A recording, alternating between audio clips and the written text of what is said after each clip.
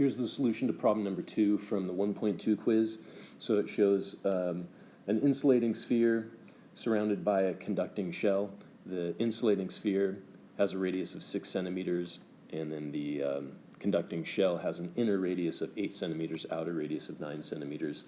The charge density of the sphere is given as rho equals alpha r, meaning the charge is not distributed uniformly.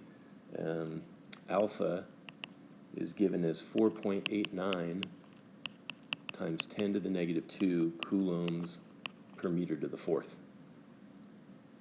Now we have to find out what is the amount of charge residing on the outermost surface of the conducting shell, and we're told that in total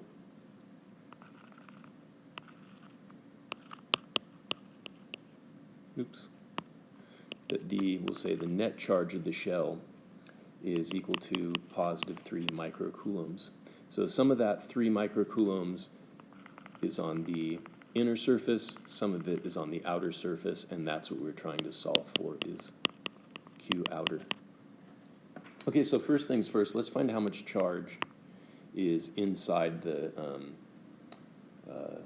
insulating sphere.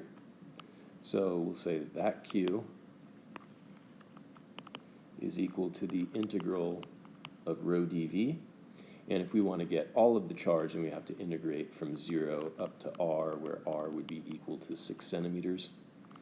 So we make a substitution for rho and replace it with alpha r, and dV is replaced with 4 pi r squared dr.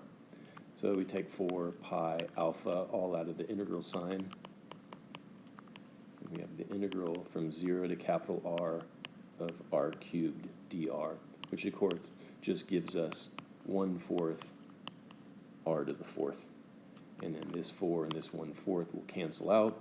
So we have Q is equal to alpha times pi times r to the fourth. When we plug in the given values, remember this r is 0.06 meters, we get a charge of 2 microcoulombs. If you want to pause the video and double check that for yourself, grab a calculator and plug in the values and make sure this value matches your calculation. So if we look at this picture, again, we've got this plastic sphere. Its charge is positive 2 microcoulombs. And then we have this outer shell that in total has a charge of 3 microcoulombs. Now, if we were to apply Gauss's law and try to find what's the electric field at this point, for example, we know because that's inside of a conducting shell, that electric field has to be 0. But then again, from Gauss's law, we know the electric field is directly proportional to the charge inside the Gaussian surface. So that means the inner surface has to have a charge of negative 2 microcoulombs. So the net amount of charge on the shell is equal to Q inner plus Q outer.